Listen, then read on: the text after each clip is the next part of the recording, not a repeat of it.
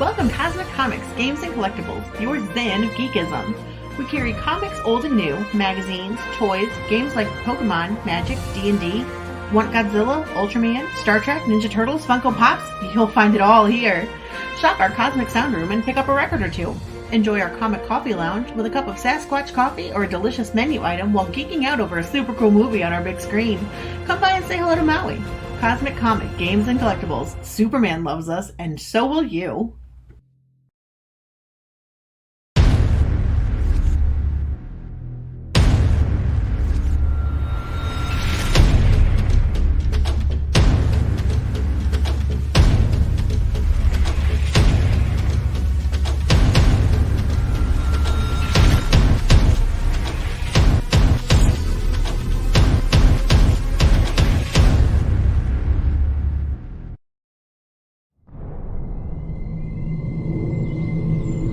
We were all innocent once.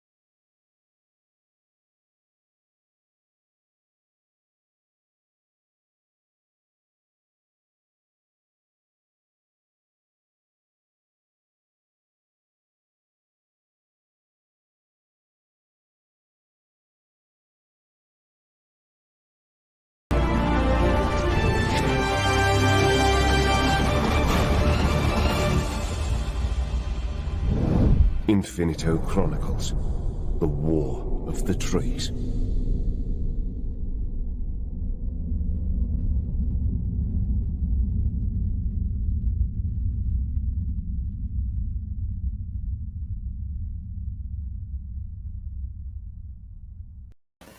And good evening, everybody. I am RJ Carter, Senior Managing Editor here at criticblast.com, and I am ready to throw some D20s here and find out what my initiative role is, because that has the D&D feel all over it.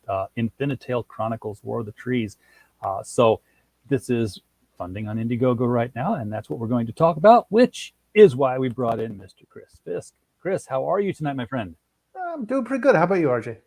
I wish I was sitting in an arcade like you. Thanks.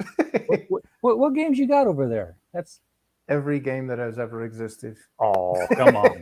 all on one motherboard. You just pick, huh? 4 terabytes. Yeah. Wow. I've seen games like that, game consoles where it's like, you'd never play them all. You just keep scrolling, and games you've never heard of are on there. Yep. Well, I had fun building the front end for it. So.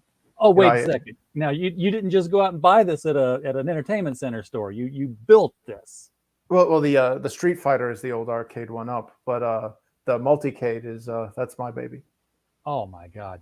Why are you writing comic books for if you can do this? Well, I mean, I was a game designer for about a decade, so I kind of saw that end and decided, yeah, I think I'd rather be on the consumer side. Gotcha. Well, that's going to probably inform your comic design here, because if you're doing a comic book that evokes so much role-playing sensibilities, you've got to be thinking game in the back of your head while you're telling the story. Oh, most certainly. In fact, Infinitale Chronicles is based on a proof of concept that I had built about 30 years ago, a tabletop role-playing game system. And, I was bitten by the I can do that too bug when I was a kid, the arrogance of youth. It's what drives us. Oh yes, Yeah, yes. Well, the thing is, so many said that and then did that. So yeah.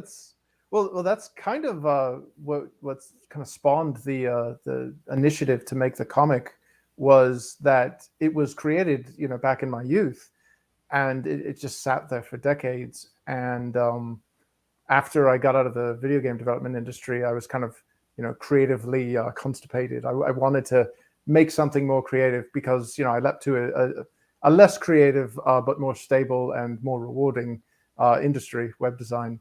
And as a result, I was like, well, maybe I could make a game or whatever. And I was like, I don't want to get into video game making, because there are very few people that by themselves can make games. I mean, the full stack developer, those geniuses are scary. They're like diamonds, the unicorns. yes. So I looked back at the tabletop role playing game system that I had made back in the early '90s, and I was like, I could make this. And then I was talking to a few of my friends, some of them still in the game development industry, and we're looking at how video games have kind of overtaken like tabletop role playing games were the progenitor of video games in many regards. I mean, they were the video games that we played before the more advanced, like narrative driven games that we see today.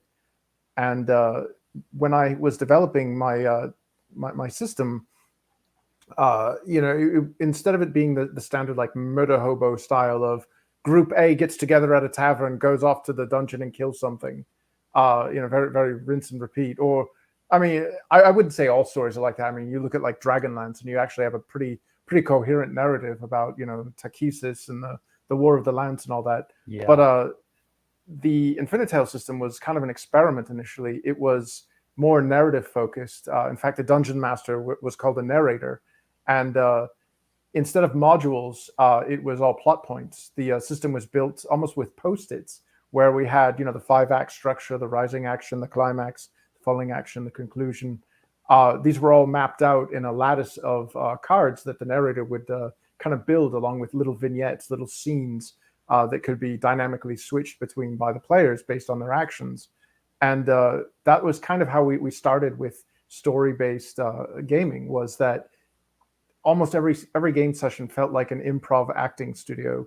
You remember the old Navy commercials with Keith David? What was it? If anybody ever told your story, would anybody want to hear it? Or that. Yeah. Well, that was kind of what I wanted to do with Infinitale. It was a interactive group made storytelling system rather than just your standard game. And you had these cards that you could flitz through, where, like in a module, you get the metagaming, you get the rules lawyer, somebody that comes in and's already read through the story, they know the conclusion. And then in game development terms, there's this term called railroading, where you essentially just put them on a set course and it's linear, and there they are. There's nothing else to it. Whereas in the Infinitale system, it was very dynamic, and it was less mechanically, less rigid in the sense of the way that a lot of tabletop RPGs have kind of gone the video game route. Whereas, not really fully harnessing that free-form ability of the less constrained tabletop system. So when players think that they're onto something, they're like, oh, I know where this story's going.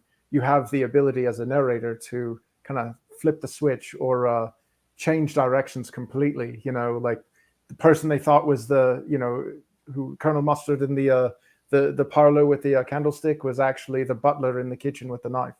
Yeah, it's much more of a choose your own adventure kind of thing, which I guess is how we were playing D&D in the mid '80s when I was playing it with my friends, because we didn't have the money to go get the modules. We had we had the main rule book here, and we had dice, and after that we just went to the grocery store, because the town had 900 people in it, and it was 10 miles to the next town. So go to the grocery store. You go to the small corner by the magazines where the school supplies are, you get graph paper. The graph paper was selling hot that summer, because we were just like drawing random dungeons and just let's just go through and kill some things today and get some skill points. And I remember our friend had a cleric, and the whole the whole point of his cleric character was that he was blessed by a god, but he didn't know he had been blessed by this god. So that every time he called on this god's name, good things would happen. It's just one of those things where nobody told him that this was happening. So every time the cleric, we got in a fight and, somebody got wounded, the cleric would go, oh shit, oh shit, oh shit. And of course, the god oh shit would answer and and take care of things, and healing would happen, and rain of fire would come down and stuff like that. If he'd ever figured it out, it would have been classic. But that was just, yeah, the fun stuff like that you can do with RPGs. But you're right, it all went to video games and translation there. I love these tweets where like, pick your earliest console, and they show all the different controllers, and I just go out and I find a picture of a keyboard. I'm like, go west. Yeah, mouse and keyboard superior. Mouse and keyboard. Open door is locked. Unlock door with key. You're not holding the key. It was so tedious. Well, do you remember Zork? It was like you turn off the light switch and the game ends because the. Yeah, that was it. It was. But you did learn to type. Yeah, keyboard skills. Oh yeah. And we kept it for a while because I remember, if you talk with people about text games and you just mention Pocket Lint, that's how you're true geeks.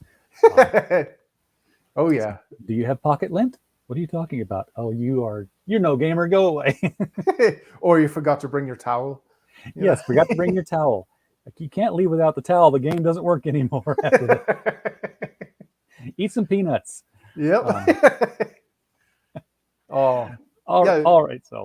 So when I was looking at these rules and trying to salvage this as a product, could I make a role-playing game, a tabletop role-playing game in modern era, and would it sell? And the conversations I had with my friends that are still in the industry was, kind of revolving around, like, say, games like World of Warcraft. And it was, how the hell did World of Warcraft have so many players like champing at the bit before the game was even launched? Like, what got them so excited about it in this massive graveyard of WoW killers? There's so many other MMOs that have just come and gone since WoW started. And the answer we kind of arrived at was that World of Warcraft already had an established universe, already had a well-loved lore, characters, settings, you name it, well before players stepped into Azeroth through the MMO. And it was just, the MMO was just another portal into this world that they've already been exploring in the previous games. And I was like, well, maybe I could do that with, writing or something. And then it turned into, well, you've got art, you know how to tell stories through visual media. So initially I was like, well, I could make this an animation, I could do that. And then it's like, financially, no, that's not happening. So then I looked into comics and went, wow, this media has evolved since the 80s. I mean, I was a big fan of the weird comics, like the Quartet. There was one called Elf Warrior. This artist Peter Shue, it was amazing. Or even Elf Quest with Wendy and Richard Pini. I love that stuff. And it was weird because, like, you go to the comic shop and you see all like the Spawns and the X-Men and the Captain America, all the DC stuff.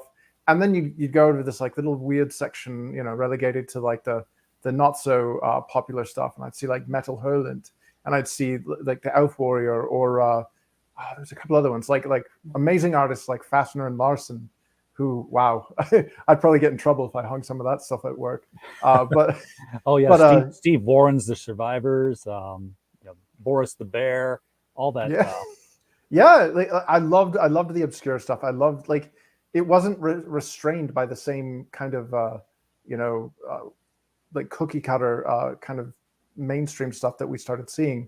And that's kind of the other reason why I got into the comic creation was I started looking at the mainstream stuff, and it really depressed me. Like, I mean, I don't know if it's just me, but like a lot of the mainstream stuff, it kind of kept telling me that it doesn't want me as its customer anymore. In some way, shape, or form, it was like, you need to think this way, you need to like this, you need to hate that, and I was like, no, like, I mean, I read the X-Men. That was that had supposedly all these allegories for all these social things or whatever, but I never once felt like it was telling me that I was a terrible person. Yeah, and it was, it was done subtextually. Yeah. It was crafted. It was crafted by people who write. Yeah. Yeah.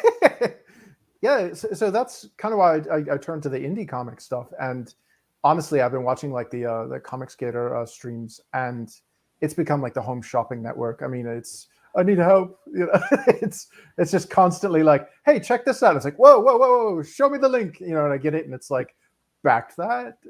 It's amazing how quickly this whole thing went from that looks cool, but $25 for a comic to I spent how much this year? Yeah, exactly. It's like the wallet is in the corner whimpering. Yes. Yeah. It's like metal covers. Never thought of that. Click. Well, the thing that blew me away was like, for once, Twitter did something really positive. Like, usually to me, it's just this cesspool of rage and despair. And when I was creating the promotional Infinitale comic account for Twitter, it said, hey, here's our algorithm. These are accounts you might want to follow. And at first I saw Fiendish by Rini Draws. And I was like, holy crap. Like, that was like the Hitchcock camera moment. And then it was like a gateway drug. I went from that. And then I went over to Vinny T's stuff. What else? It's just this litany of just yeah, there you go. There you go. See, I'm not alone. Yes. It's good stuff. So obviously crowdfunding played a role in your decision to make this a comic book? Yes. So, I mean, I'm not utilizing the crowdfunding as a means to finance this book because it's already completed. Like I kind of I financed it out of my own pocket because it's a proof of concept. I need to get it all done and have the best foot forward, because the problem with first impressions, you only get one. Oh yeah. So I wanted to use this as more of a means to gauge interest, to see if there's even a market anymore, if people are still have any interest in fantasy, like that epic fantasy genre. I mean, the 90s have come and gone, but I still love this stuff. And unfortunately, a lot of the newer stuff that I've seen in mainstream is more interested in pushing things that I'm not interested in. So I figured, why not? A lot of people are harkening back to the 90s, and I'm sitting here feeling like, yeah, that's great and all. Can we get somebody to go back to the 70s?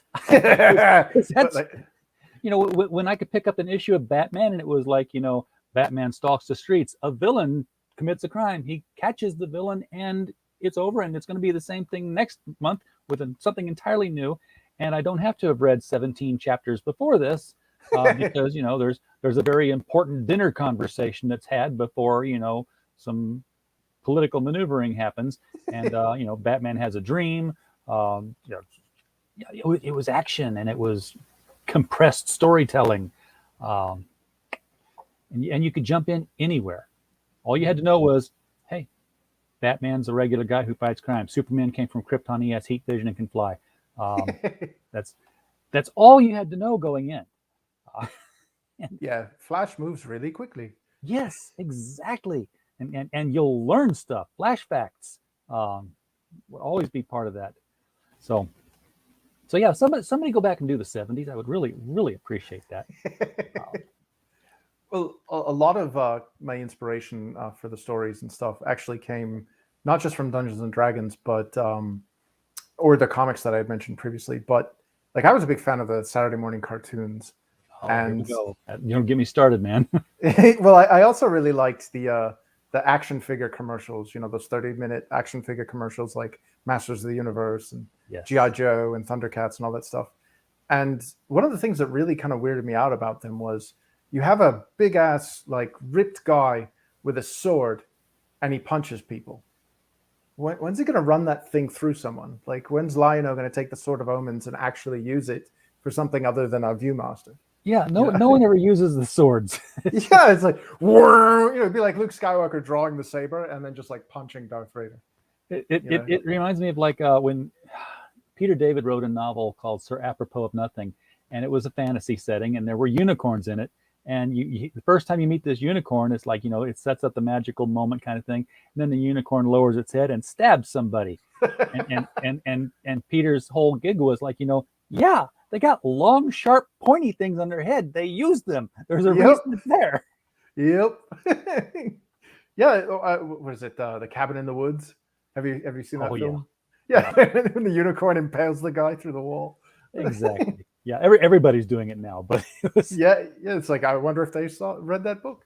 But yeah, it like as a kid, like I think we were a little more mature than the media that we were given was, gave us credit for. Like, when you read, was it Ender's Game, and oh, I reading. love Ender's Game. Me too. I love the entire series. I love Beans. Was it Ender's Shadow? Yeah, the But parallel sequel. That was the weirdest. I've never seen something like that before. When I read that, I was like, "Wait, this is the same story, but it's not the same story." Yeah, well, it's two windows into the same world, and I love the fact that Orson Scott Card respected the characters. He respected the audience. He respected the characters, and a lot of negative feedback from the book was, kids don't think like this. Kids don't act like this. Oh, these yeah, these they are do. too precocious, and it's like, yeah, like you got to give kids more credit than that. They're smarter. They're more mature than you know than what the kind of the what is it, the kid gloves we were given in our cartoons. Yeah, And I mean, granted, I made this game when I was 12 and 13. This started in 91 and it went on all the way up until the early 2000s. And it was made by teenagers. The stories that you're seeing in this in these comics are stories created and played out by teenagers. It's not the cynicism of us as adults in post 2020 current year, where everybody has to wink at the camera and hate things ironically, and everybody's a hipster and snark. It's that honesty that where the source material takes itself seriously, perhaps maybe too seriously, I don't know, but it's about a fantasy epic that actually feels like a fantasy epic, instead of somebody like a boardroom deciding, maybe we should put in X identity here and change Y here. Let's put a social statement. Like, it wasn't written by committee. Yeah. Dory's here. Doris Jones, Labors of Love. Welcome, Dory. Thank you for popping in and saying hi to us here. You said these were played out by teenagers. Are these narrative adaptations of game scenarios that you already played through? Yes. In fact, they're a proof of concept of the Infinitale fantasy role-playing game system, in terms of it being able to create a competent story.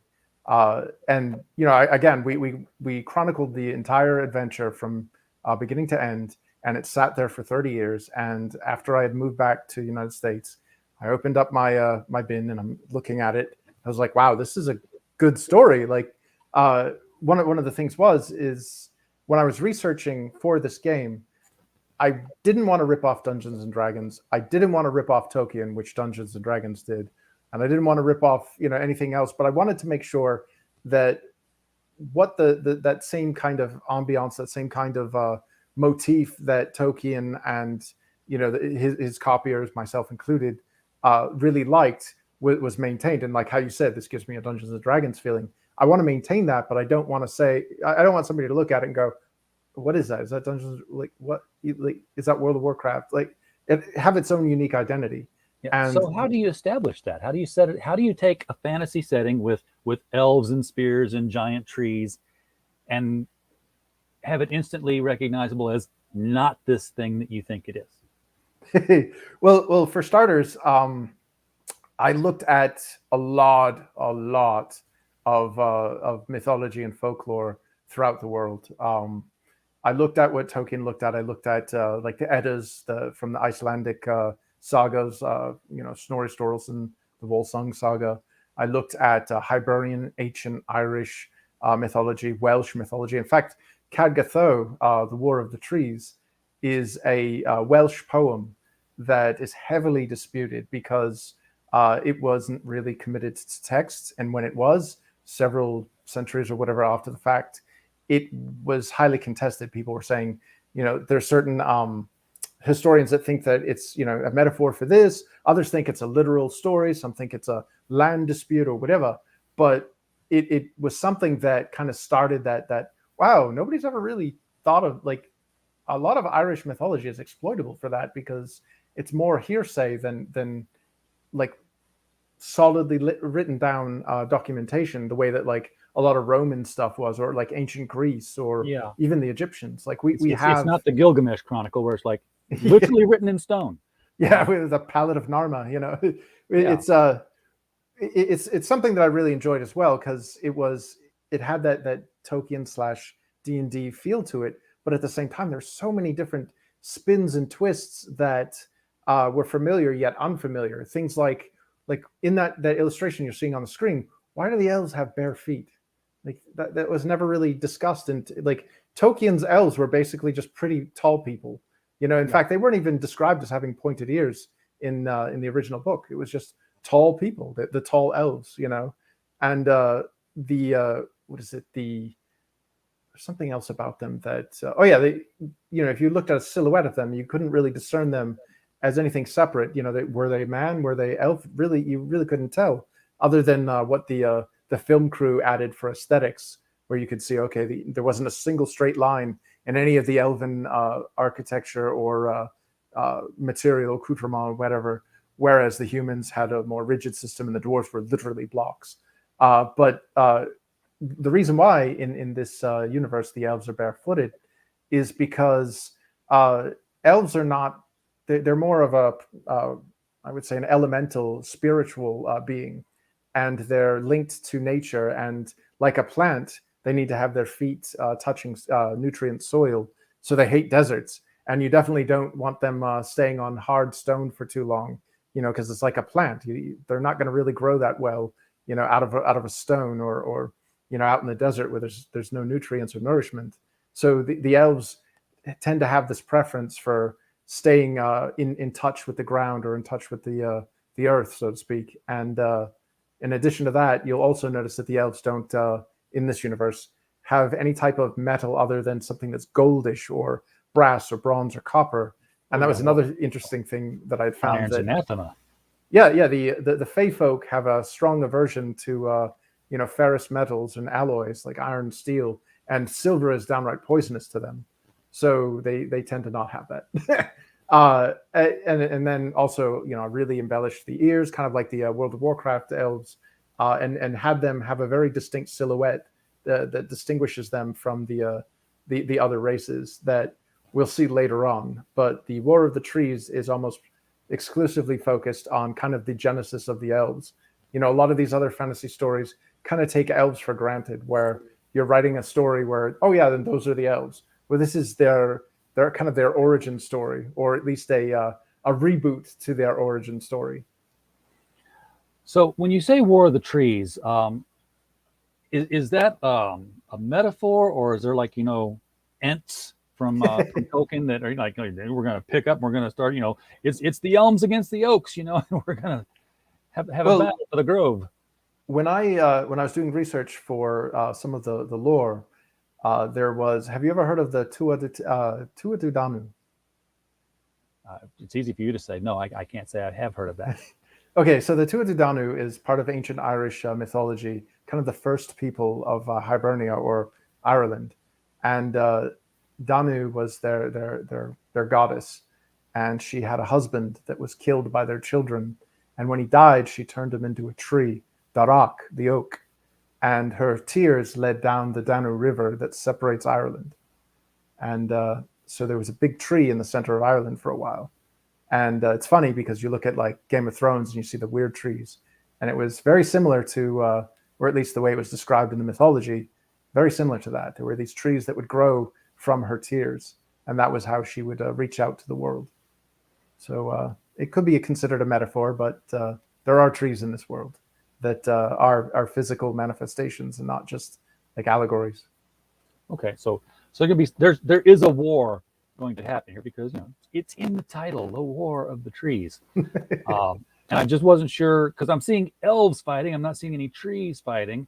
So I just, you know, you got to ask these things. I'm seeing this great Genza Man cover here, very sought after artist. So, you know, good get on that. Yeah, I was super grateful to have Gonzalo hook me up with a variant cover. He's a great guy. So I'm going to scroll back up here so we can take a look at the Perk Packs, because we haven't talked about those yet. And if this is the point where I'm flying blind now. So you have a book and card bundle. What are these like game cards for the game, or was your did your game even use cards or? So it's actually you get 8 cards initially. Let me see if I can turn off my rim light so you don't get super glare. Okay, so I don't know if you can see these or not, but these are the 8 cards that you get, and essentially you get a bookend card, which obviously you'd need this as your topper, and on the back it gives you an explanation, a little rundown of the War of the Trees Saga, which is a 10-book enclosed story. You also get these 4 character cards, and on the back of the 4 character cards, you'll find information about little bio about who the character is, a nice little pronunciation guide because Irish names brutalize the Roman alphabet. Yes. A little information about their faction, and then the cards numbered. So you get those nifty little how do I keep track of these funny named character cards? And then in addition to that, you also get the main cover card. You get the variant card from Michelle and the variant card from Genzoman. And on the back, it gives you a little brief blurb. It even explains who the artist is. So you got all their information about, now I know more about who Michelle Hefner is. Very, very nice. But the 9th card here, this is the fun one. As you can see, the branding is slightly different. And the reason for that is because this one actually belongs to the game that we're developing. And it's like, what is it? It's a player skill. Well, the player skill is for the spoken and written language of Slitherith, which is the kind of our contemporary use would be like Latin. It's a dead language, forgotten. But as you can see, we've got this nice little key here for deciphering things that are seen in the comic, or if characters have or speak this language, you can actually translate it with this nice little key. Be sure to drink your Ovaltine. I was going to say the same thing. Crass commercialism. Yeah. So yeah, it's a nifty little, like, you do not need this card to enjoy the book. If anything, it'll be more of like a Star Wars experience where R2-D2 says something and a character reacts, or Chewbacca says something, and to the audience that doesn't have the card, it's just or beep beep beep beep, or whatever. But I figured that would be an interesting little add-in to make the story a little more interactive for the viewer or for the reader. Yeah, absolutely. And if you were like going to do a card version of your game, I at first I thought when you said this one's different, it's the game card, I'm like, oh, you're going to have like a special game card that you can throw into a deck later, and you can only get this one through the campaign or something. Because I've seen that done before too. The one rare Pokemon card that you only got if you were did something special on a special day, kind of thing. Yeah, super foil limited edition. There we go. So that's basically the card pack. It's more of a supplementary thing. We didn't want to go super overboard and then do like a whole, here's all this other stuff. It's just, here's the book, because it's the first of the series. And again, it's trying to gauge interest. We wanted to give the user that comfort level of, okay, here's some things that you could actually use with the book, and they're not like a whole bunch of swag that you probably will just kind of put off to the side when you're reading. Or nobody needs a T-shirt or a cap yet, because nobody knows that they like your book yet. Exactly, it's an unproven product. So that's definitely the way to go with your first campaigns here, is to focus on the book, and anything extra is focused onto the book.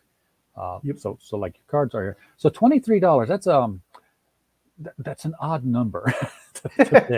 It's a combination of the $15 standard edition and the $8 cards. So it's just added right together. Okay, I was like, is like shipping added on that or something? Because it was just yeah. So the cards are an add-on perk as well.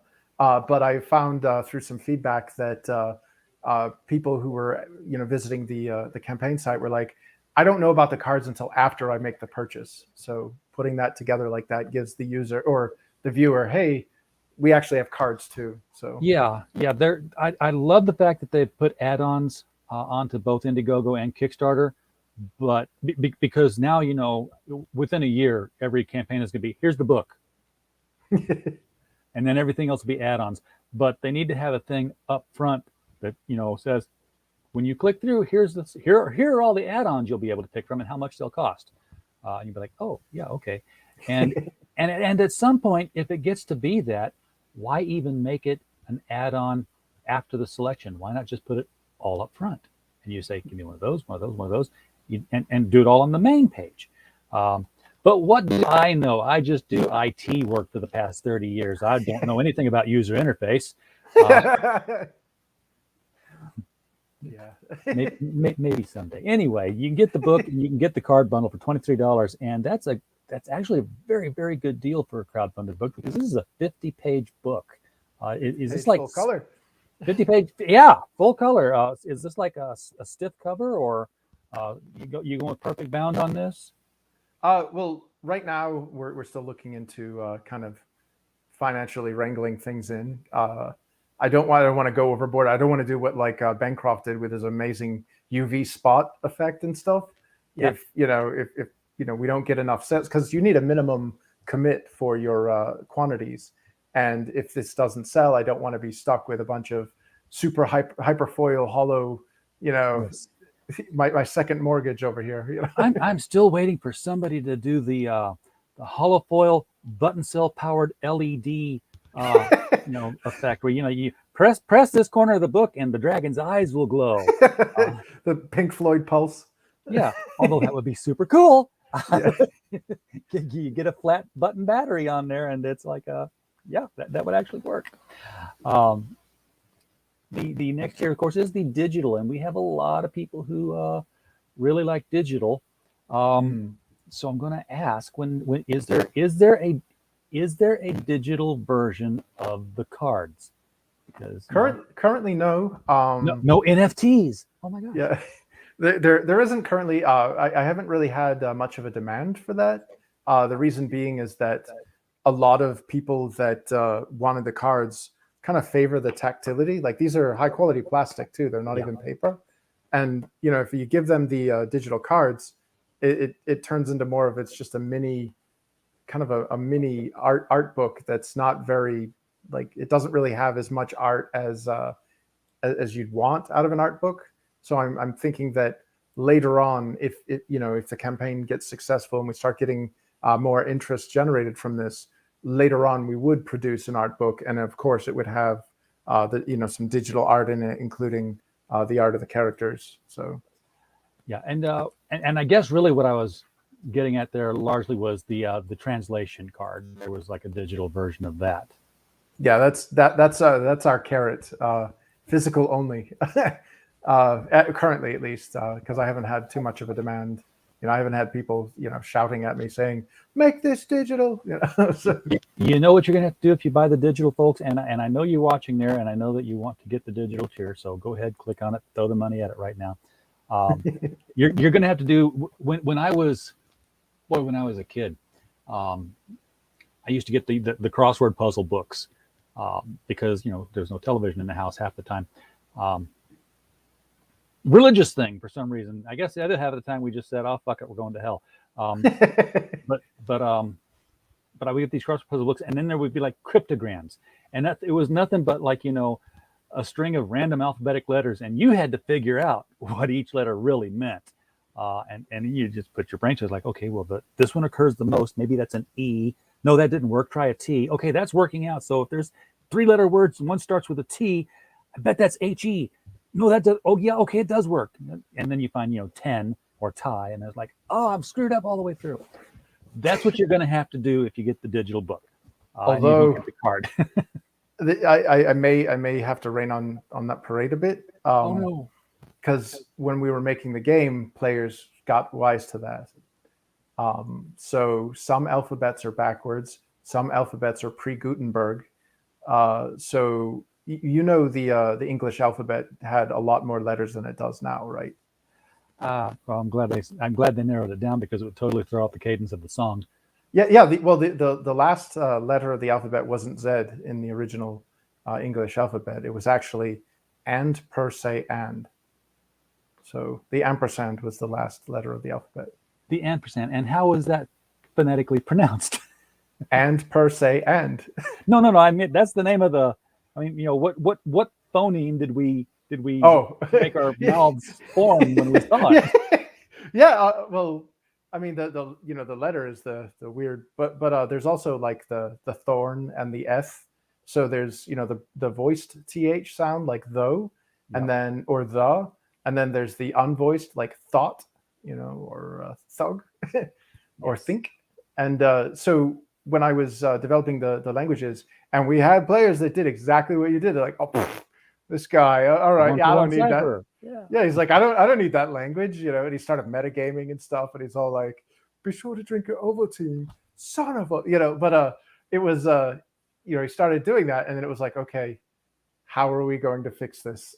And it turned into, well, we have other letters, some alphabets are read vertically, some are left to right, some are both, and that was kind of like with Slivrith, it's actually based on ancient Hebrew. And so we were using character stylings of the way that original Hebrew was written. So it has a very, it'll throw you for a loop if you look at it, from a grid perspective and you start trying to decipher it through patterns. And, but yeah, I mean, buy the physical edition, folks. The cards. Well, I mean, part of the fun of that was just the players who started kind of memorizing it almost, where they're like, they'd pick it up and they wouldn't even need the card or anything afterwards, and they'd be like, "Oh, I know what that says." It's like, holy crap, dude, what is that? Like, fans will do that. I can't believe that out of 3 years of Star Trek television show, an entire Klingon language. Kaplach. Yeah, and people can speak entire conversations in conversational Klingon. I'm like, there weren't 20 damn words said in the entire show. And you've got it, and here you are with a babblefish. Yep. Well, one of the video games I worked on, we had a philologist come into the office once, and I kind of picked his brains. He was the philology, the study of languages and creation. He created the Dothraki language for Game of Thrones, and he created all of the alien languages in the show Defiance. So and the video game. And it was really cool because we ended up getting like true type fonts of all of the different, like the Castafan language, the Indigene language. Those are the alien races. And you're able to like type stuff up and it would just look like alien gobbledygook. So that was fun. Very cool. Of course, you were still typing English words, but it was. Oh, yeah. He had a whole there was a whole Bible that we created. Like at one point, I was actually the game development or game design documentarian that had this massive Wikipedia page with pronunciations. Like you'd hear my voice with a little sound icon next to the name because, I looked at some of these names. And I'm like, how are we supposed to pronounce this? And then, we had to make it right for the show as well, so that we didn't say it one way in the game and then have somebody else say it differently in the show. Now which show was this again? Defiance. Okay, that's the one. Okay, yeah, that's the one where we actually had Defiance, Missouri, but they decided to set it in St. Louis. Because the Broken Arch looked. Yeah, well, because I lived in St. Louis, I'm like, why is it called Defiance when that's 150 miles southwest? well, there was also it was partially kind of why I'm not missing game development, but there was also a Defiance in the San Francisco Bay Area, and that was where the game took place. So there were like all these different, and I was like, guys, you're trivializing the value of this name. It doesn't mean anything anymore. But I'm just a pleb. They don't care. So yeah. Well, to get your hands on the actual book, and if you just want to cheap out and not get the cards, but why wouldn't you? $15 for a 50-page book. You do not see that kind of a deal every day on Indiegogo, folks. So and look, just look to the left, look at the quality of the art you're getting here. This is a big dude. Because these are the elves, and again, your elves are not cookie bakers or toy makers. They're all people here. So consider that they're probably about 6 foot tall elves here, and he's just towering over them on this big throne. So he's a massive dude. Plus, he has horns on his head, which, as we've mentioned, are stabby things. So, Yeah, now, in this. Oh, sorry. go ahead. Oh, I was just going to add that in this world, the gods walk among their disciples. So there's actually physical presence of the gods, and they are quite intimidating. The statue here. You can tell that because these ropes are the tight ones, and and they're standing them up. So wow, those are very big statues too. It looks like the next things you've got basically are the variant cover. So your basic cover is 15. You can get the Michelle Hefner cover for 20, which is this beautiful portraiture in the back here, or the Genzelman cover for 20, and then this is retailers take stock here. This is your 5-pack for $60. That's a really good deal. Yeah. In addition, you also get the 2-sided poster, and this is what the poster comes in. It ships in a nice rigid. You're basically, if you get this thing damaged, it meant that somebody wanted to damage this, because it's pretty tough. And so it's not a folded poster either, though. That's just to show you what you get is that's big. It's a 19-inch by 27-inch poster, and you get the Michelle cover on one side, and then you can flip it over, and it's the Genzelman. So if you're running a store, you can hang this in your window, and those 5 copies are going to go quick. So you might want to get more than one perk of these. Definitely recommend that you get more than one. And I know LCS shops. Is that double acronym if I say LCS stores? Because it is local comic shop now. I say I know many LCSs that like to get crowdfunded books for their readers who, for whatever reason, won't go online and get them themselves, or they want to wait and see how popular they get, and then there's they're SOL, so they have to find them somewhere else. Well, oddly enough, when I was reaching out on Facebook to comic book shops in my area here in New England, I was blasting out, "Hey, here's my crowdfunding campaign. Would you be interested in helping to promote this in your shop? I'd give you one of these free posters, blah, blah, blah, blah, blah." And one of the people that got back to me was, oddly enough, one of the players of the game. And he's like, "Hey, Chris, remember me?" It's like 20-something, almost 30 years ago. He's like, "Yeah, I own a comic shop. Yeah, I'd totally be happy to promote your stuff and get the book and stuff." By the way, that's my character. I remember when I said that thing. Exactly. So, yeah, I mean, it's exciting when it's that return to something from your childhood, and they're like still excited about it. So that's very cool. So you've got a place where you can do your first signing when the book is made. Just set up in there. Yeah. And then, of course, for $66, you have everything. You get both the variants and the standard edition with the variant cover poster, not the double-sided one. Or is it the double-sided one still? Yes, the double-sided one is the only option. So okay. Yep. And that only comes with this retailer bundle or with the bundle, right? Yeah, I think I'm still in the full screen. I can fix that. See, I'm not looking at you anymore. I'm on this tab over here scrolling. Yeah. So the good thing about the Ultimate Bundle is you get everything, and when new perks are added, you will be getting those as well at no extra cost. So, for example, I contacted a UK-based company that's currently in the works of creating a acrylic standee, a 4-inch standee nice. Yeah, it's of that main character that you see there on the screen right now, Kalen, with his spear. You'll get a 4-inch standee of that at no extra charge. And there's also, I contacted Mr. Gunn or MR Gunn Art, who you can find him on Twitter at MR Gunn Art. He's an amazing artist, and he is going to help me create a supplementary thank you jumbo-sized card that everyone who has ordered a limited edition item will receive as a thank you for backing this, as the early bird. Because I'm not using this crowdfunding platform as a means to finance this book. It's already financed.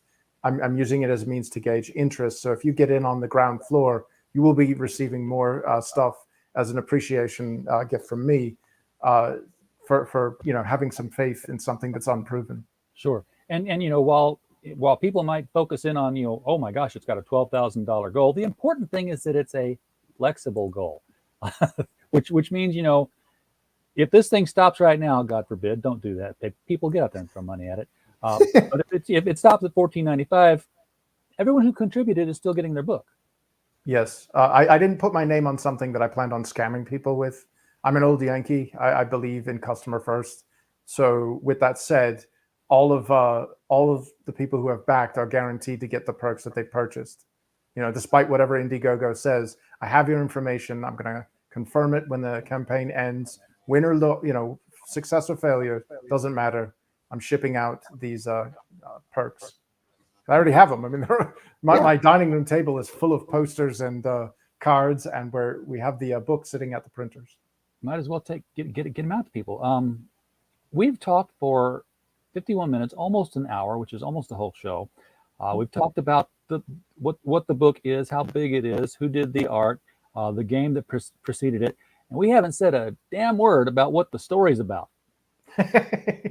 All right. Well, so the story opens. The War of the Trees saga opens with in this universe, the gods walk among their disciples, and it has a very Garden of Eden feel to it, and themes of loss of innocence and growing up and leaving your childhood behind are pervasive across the entire thing.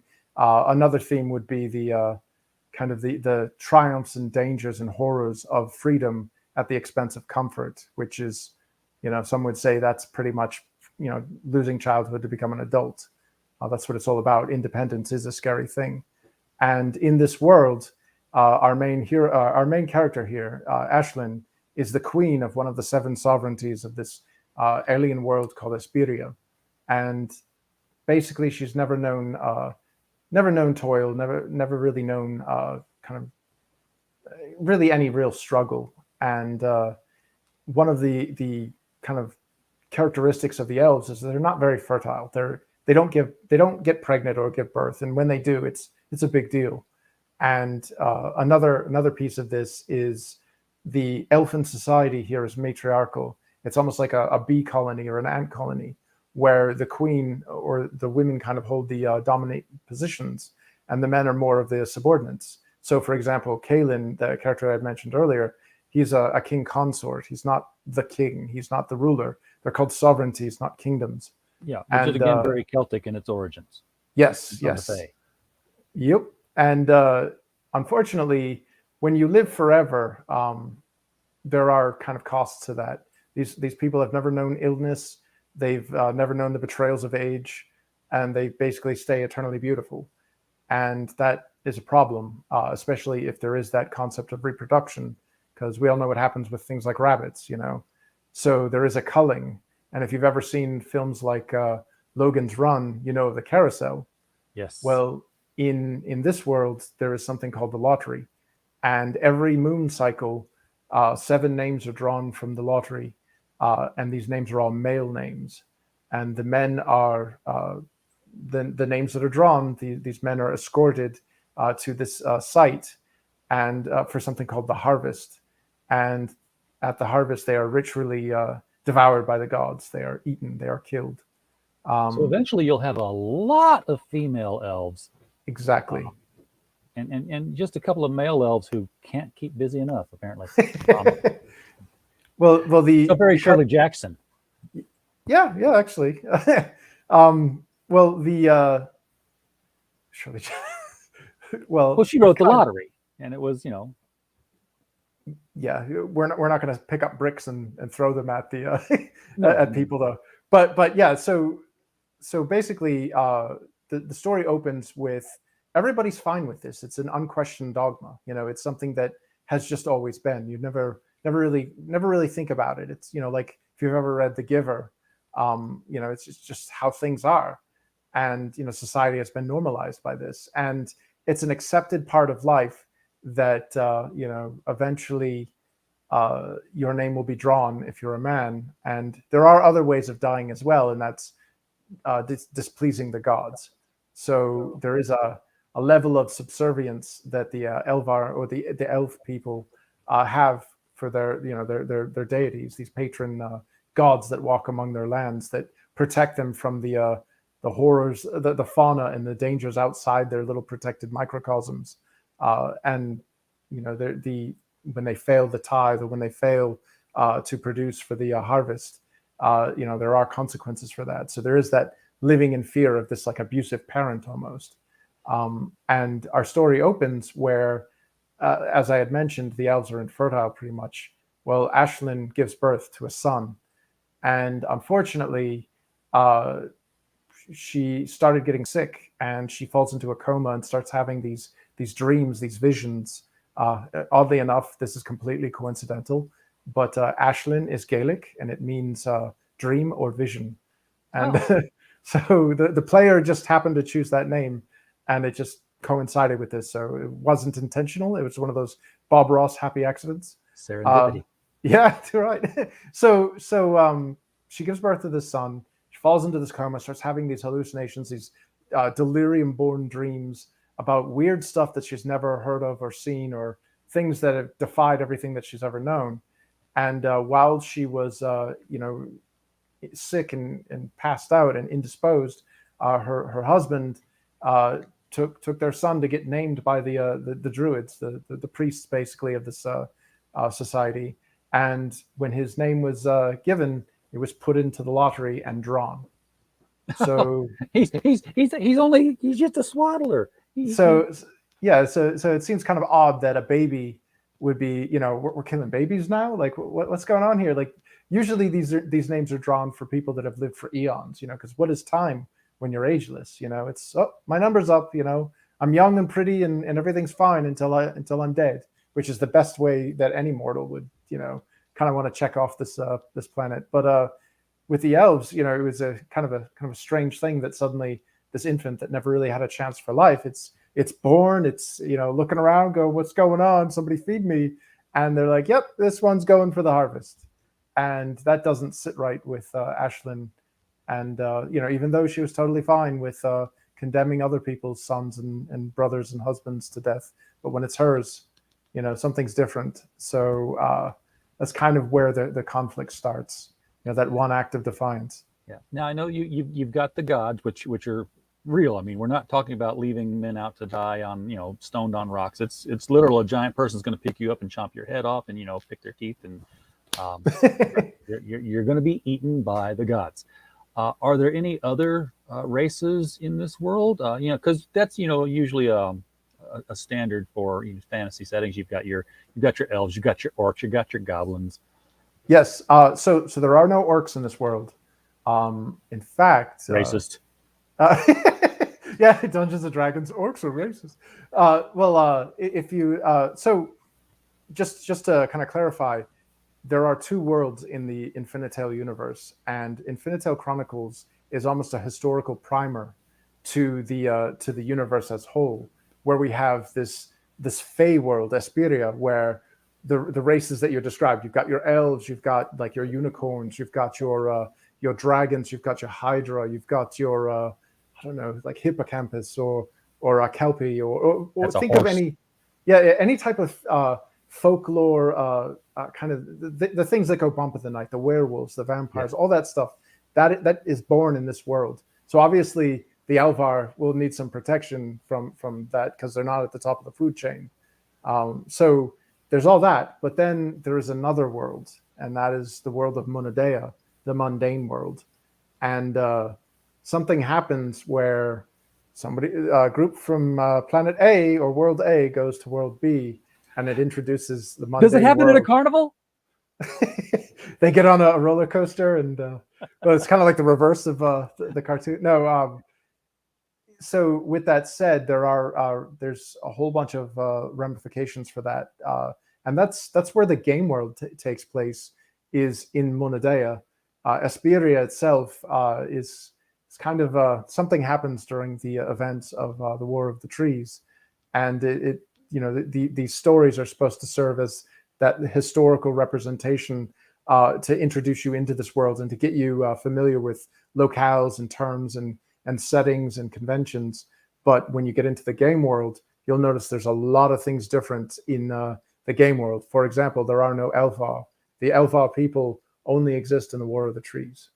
Oh, okay. So we're going to meet a bunch of people that you're not going to play in the game. Yeah, well, here's the thing: is the Elfar didn't all die, but something happened. Consequences for leaving their world. And yeah, if you'd like, I could share some art to kind of explain some of the stuff.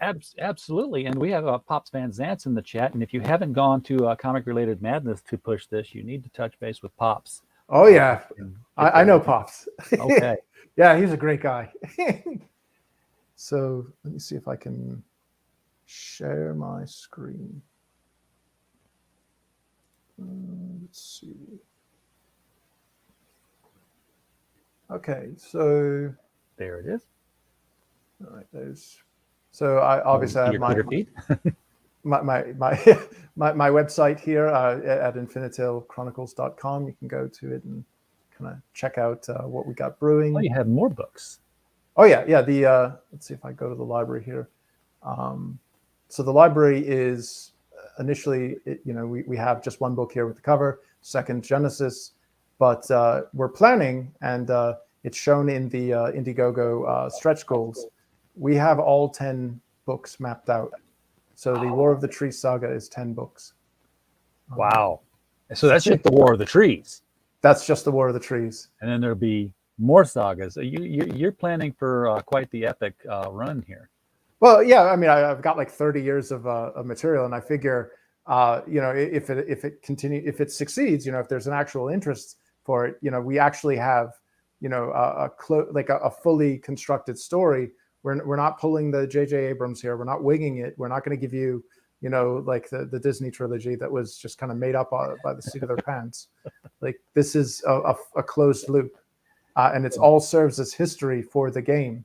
So the idea went from I am a Jedi like my father before me, all the way down to I don't know. I just thought stuff, and it kind of sort of happened. Yeah, let me go drink some milk.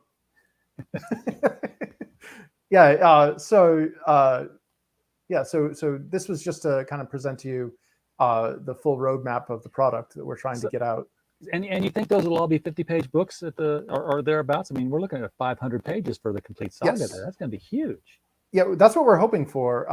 And again, that's why I put that insane flexible goal up there, is because I want to, in the spirit of being 100% transparent, I'm not really making money off of this. In fact, I'm taking a major hit with this first book, but I'm doing that for a reason. Is I want the quality to be there, and I want to tell the story. I have a day job. I'm not doing this for a living. I'm doing this because it's something that I really loved as a kid, and now that I'm old and I don't have a legacy, I would like to leave something behind. And I think that having a really good collection of stories would be that. So, the 10 books that we have, the 500-page tome essentially of the War of the Trees, would be, an interesting read, if anything. Especially for fans of epic fantasy.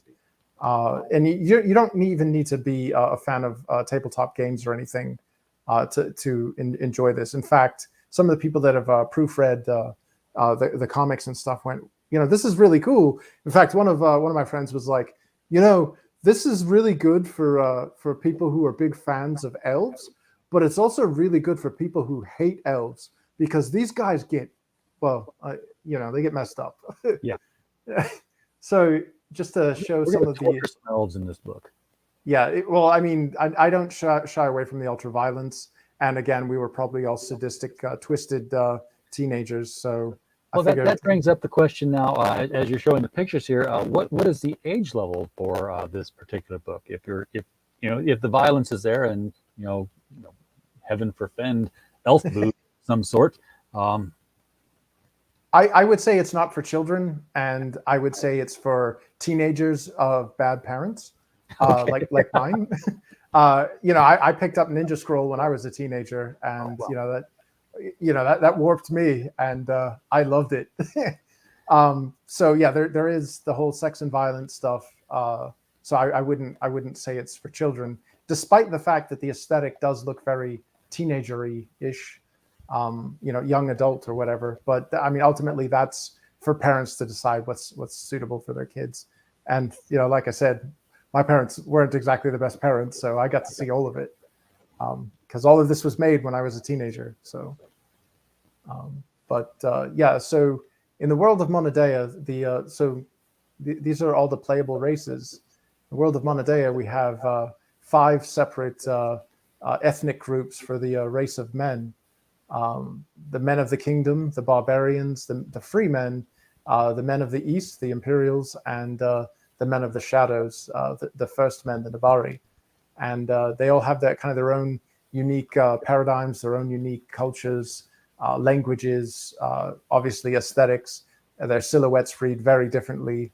And their cultures are based off of a lot of I don't want to say it's a hodgepodge, but when I was looking at different cultures, there were certain things that I liked about some, that I kind of merged them with others. So, for example, the Shabanish people, Shahab, or the people of the Spur, it's Arabic, or a warped version of it, were once belonged to this empire, the Dindori Empire, that was destroyed during something called the Amluk Uprising, which was a slave army rebellion against its own empire. You have an encyclopedic world building thing going on here. Yeah. 30 years, man. Yeah. So this empire was destroyed, and in its place, the Amluks, or blank slates, empty vessels, were instilled democracy, essentially. But it's democracy of what ancient Greece used, rather than our modern day democratic republic. And as a result, they are the free men. They have went from an empire to these disparate city-states that are loose. It's like a sodality. They're loosely aligned, but there's a lot of corruption there, voting, underhanded, almost like organized crime, gangster lords and whatever. And I really loved that as an environment, because you're playing 2 different games. You're playing the surface game, and then you're playing the second-guessing, subtle game of all of the intricacies of intrigue, and trying to figure out, did this mafia boss put a hit out on me, or is somebody trying to steal my prestige and turn my family into crap, so that I'm reduced to the beggar state on the streets of the city that I once ruled. So it's pretty fun seeing players kind of backstab each other that way. And then we have the Alkani here, which is a nation of barbaric people that range from the Scottish Picts in aesthetic all the way through the North American Vinelanders, or the Native Americans. So there's a lot of totemic and animalistic elements to their culture. They have very nomadic tribes. When an ancient empire tried to crush them, they really had no kind of means to do so, because the nomads were always one step ahead of them out in the frontiers, and there's no organized army in the world could match guerrilla warfare to their degree. So it was interesting to see an empire brought to its knees by a bunch of barbarians. Yeah, those are just a couple of the races of men. Then we have over here the Wee folk, the dwarf, the Sindra, belonging to the oldest kingdom in Monodea, Sindraha, which is the basically an empire in the highlands that it's mostly subterranean, and they may look small in stature, but they are tough as stone, and they have a very rigid society. They have this kind of a paradigm that focuses solely on oaths and keeping promises.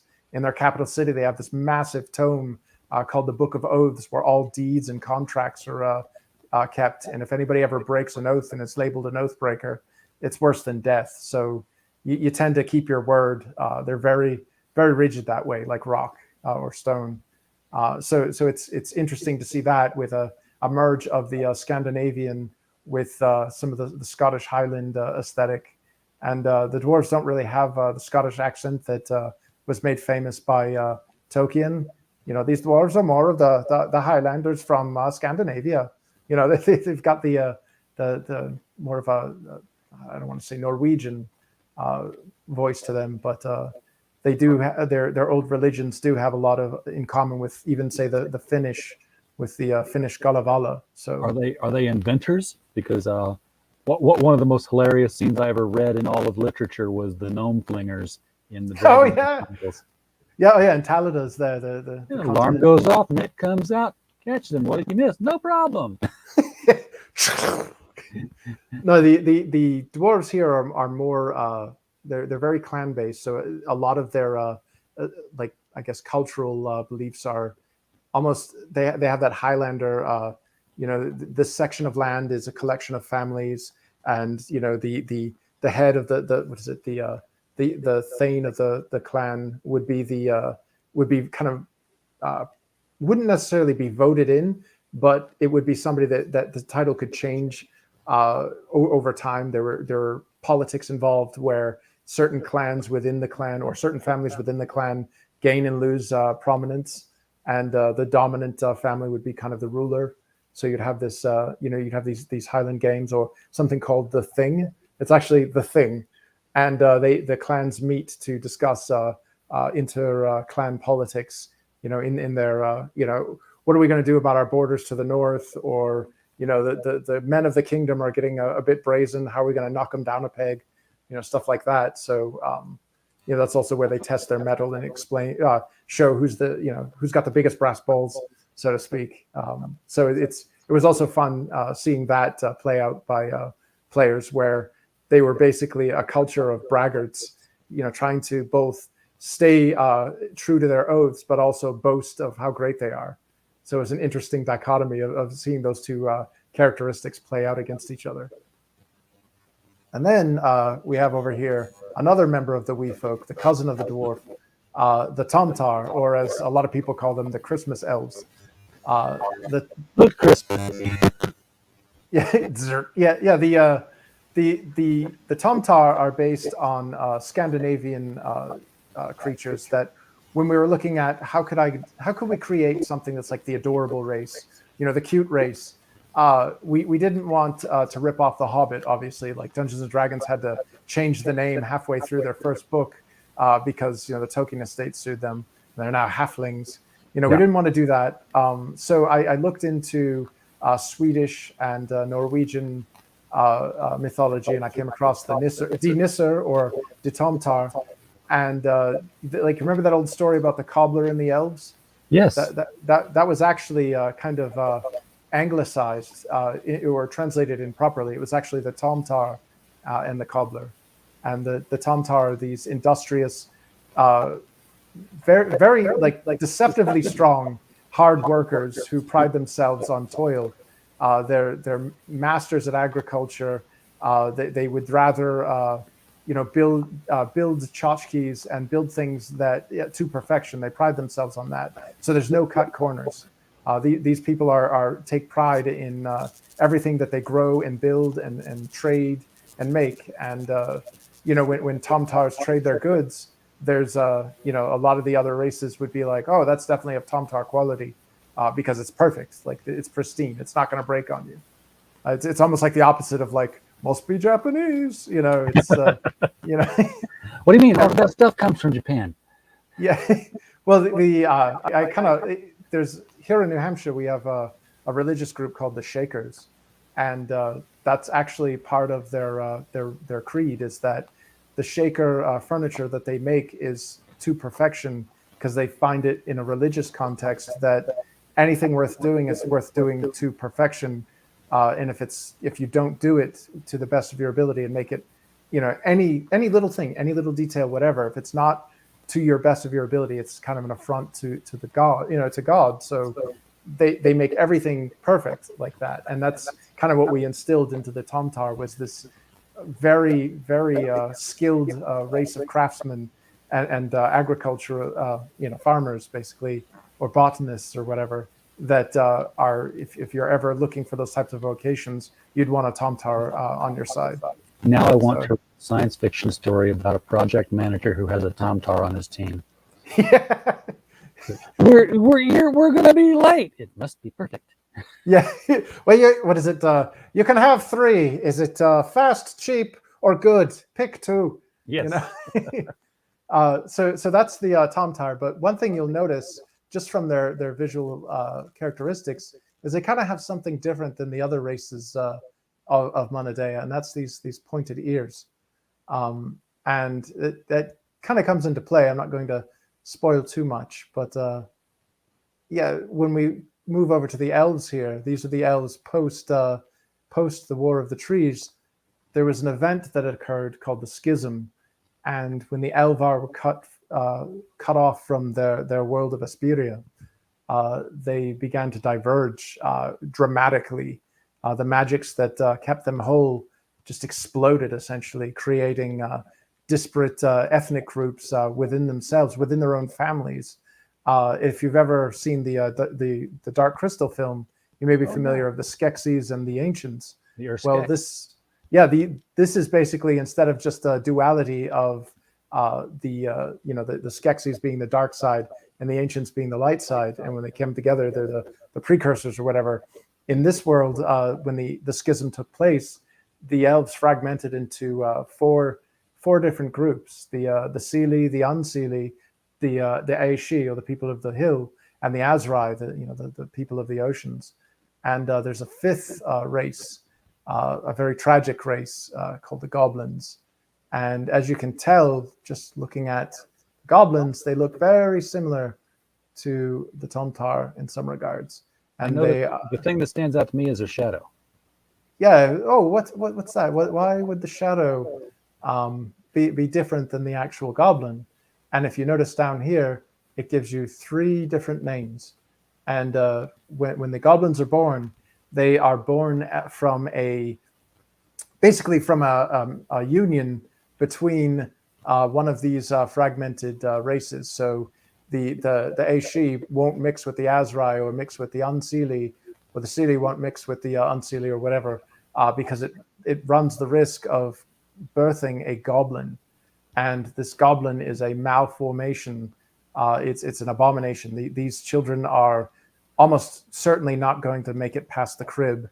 And the ones that do, a lot of times the elven parents would swap out their defective goblin children with the children of the wee folk, or the children of men. They hence call the them changelings.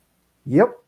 And unfortunately, despite how messed up they are, because not only are their physical characteristics a bit of a mutation from this fragmentation that has happened, but their mind is also kind of splintered. So a lot of them go mad if they even make it to adulthood. But that's not to say that they're all at a lost hope, because there are certain goblins that have reached adulthood that aren't these savage misbegotten creatures like this. In fact, there's an example of one in one of the stories that is almost an antithesis of what we see here, and that kind of plays into the culture versus or nature versus nurture versus nature. How much of that plays into how these creatures kind of formed. So I'll get back to the shadow in a moment, but the other 2 races that we have here are the Satyr, or the Fauns, and then in the Wesson, the Beastmen, and basically these giant war machine-like creatures called the Leoni. There are other types of Satyrs, and there's other type of Wesson, but from the playable perspective, these are the 2 that are the most amiable, that actually have more depth than kill. So that's why they're the playable races. Okay. So to get back to the Goblins, if you've ever heard of the myth, the Irish folklore of Cú Chulainn, it's basically where things like Mr. Hyde and the Incredible Hulk got its kind of inspiration from, or the Berserkers. There's something called the Reichstrad, which is this mutation, this warp spasm. If you've ever read Slain the Home God, It talks about how they go into these berserk frenzies and mutate into these monstrosities that were more beasts than men and were just giant walls of muscle. And the goblins of this world are capable of something called a Hamask, which throughout the game, players can invest skill points into their race. There's actually a racial skills, and they can transform from the hob form to a kobold form, which is more elfin or human-sized. And eventually, they can actually build all the way up to the ogre or the bugbear, the boggart size. These scary brutes that, in some regards, people would think, oh, those are orcs or whatever. And aesthetically, they might match them in many respects. The green skin and stuff, but they don't have the tusks, and they are still technically elves. They are the goblins. We got the death by snoo snoo over here. And again, they tend to avoid ferrous metals, so it's either stone or brass or bronze or something, or bone. Now, you talk about still being able to play the game. How do people get their hands on the game? Because that's not anything on any of the tiers. Yes. So ultimately, the comic book series is to introduce players to this world, and it's to gauge interest in that. And if we can get enough interest in this world, the finance from these books will help me finance the production of the game itself, because the game is a lot more expensive than the comic books, and the comic books are expensive to make. Yeah. And I would imagine the trick has to be here that you don't only have to tell an interesting story utilizing characters from the game, but you have to somehow, I would think, have to show through the actions in the story the game dynamics that make the game unique. And like you just mentioned, the investment in skill points to advance a goblin through evolutionary form. You almost need to have a scene where a goblin goes through one of these transformative stages and be kicked off by a certain event that says I've fought so much, I've done so much, and what's happening or whatever whatever the thing is. It's like I'm growing hair in places I never had it before. Happy fluffy bunny is well the as we can see here with the Alvar, they don't look anything like those 5 ethnic groups that I had just shown. Right. So, as you were saying, you wanted to see some type of explanation of how that happened, just like with the Auraistrad or the Hamask with the goblins and how they transform. There would need to be some type of event in the story that explains how did we go from in the stories to these, red-headed, blue-eyed or brown, blonde-haired, whatever elves, to these freakishly almost bioluminescent Seelie, or these black-skinned Unseelie, or these kind of feral Aishi, or the watery Azrai. Like, how did that happen? And these stories will explain that. In addition to that, it gives players kind of a lot material when they're building their character. They're like, oh yeah, I remember this historical event, or my character was there, he's just in the background, or my character's ancestors did this, and they actually have reference to it. Yeah. Or see something happen where they're like, I can't wait till my character has enough experience where I can do that. Yeah. The weapon skill systems in the game are very different from Dungeons and Dragons. So players can see things that have occurred in the story, and it's like, whoa, how did he do that? And then mechanically they can see it in the game how that was all pulled off. It's like, whoa, okay, that's how that. Nothing in this is like. There's no we actually joked a lot. One of the players actually brought a box with a little red light on it, and when you press the button, the light lights up, and it says plot device on it. So whenever something would happen, he'd just be like, plot device. It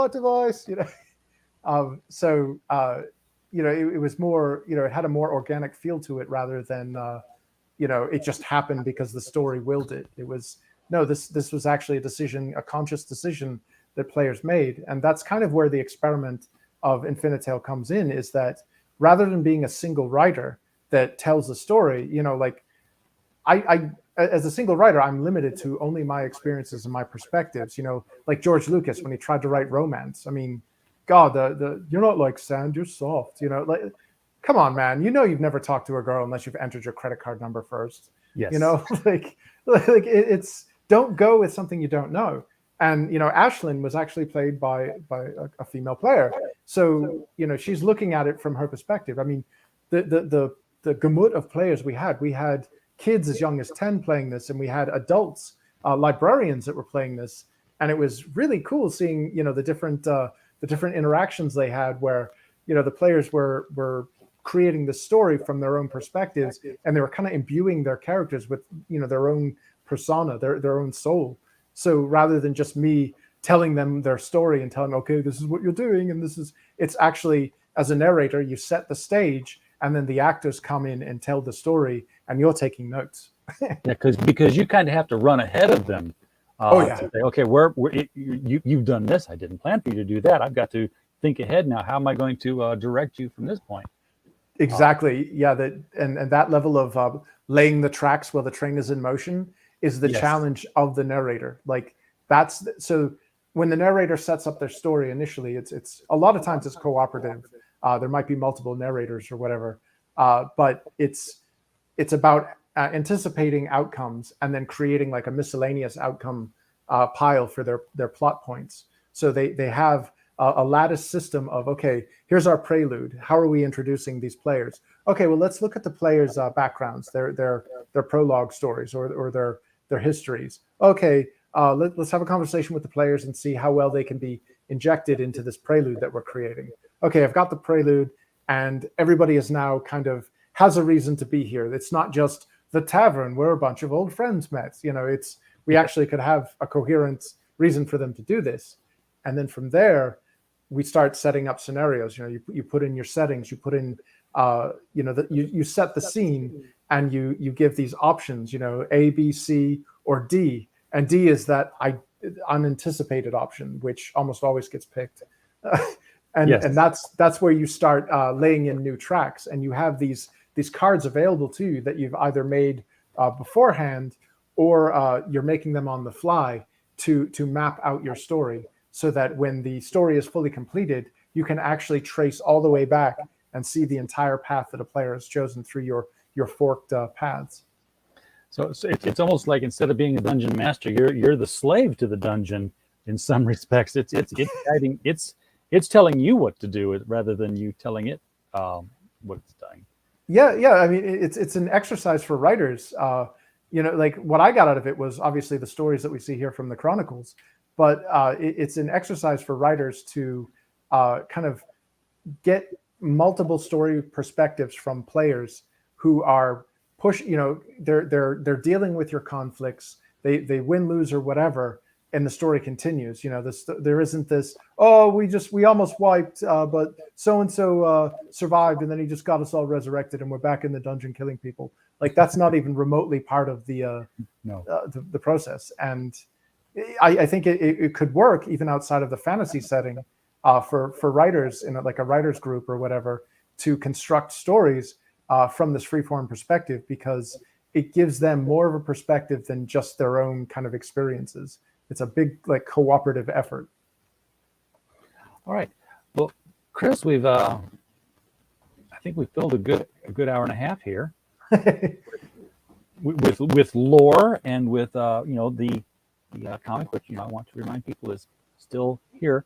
So this, again, you're doing the comic right for this first book, I believe. Where it's the comic and some cards, and a poster. That's focus on the book. But definitely when volume 2 comes around, then we can talk about miniatures, because what's a game without miniatures, right? Yep. And you probably know all the right people to talk to. I do, if you don't. Awesome. Do 3D printing stuff. So very cool. I can help you hook up there. But I want to thank you for bringing Infinitale Chronicles to the channel tonight for our viewers. Thank you for having me. I want to remind everybody in the chat and everybody who's watching us on replay, the link to Infinitale. If the chat's not replaying, where it's up at the top, it's also right below the video. So just click on there, pick the tier you want, and throw some money at it, and you're going to get the book. It's a flexible goal. Chris is going to be fulfilling this campaign. It's not a you don't have to say, oh gosh, we're so far from the end of the dollar value that was set. No, that's done. It's the dollar value is irrelevant to everyone but Chris. Yeah, I mean, it helps. And again, I put that lofty goal out there as a means to be transparent to prospective backers, saying this is how much it cost me. I'm trying to mitigate that damage with your support. You'll still get the product. It's just the more damage that I have after this campaign ends, the slower it will be to get the second book out. Exactly. So with that, folks, everyone in the chat, thank you so much for showing up tonight. We don't have a show without you. And as always, we just hope you had a blast while you were here. Good night, everybody.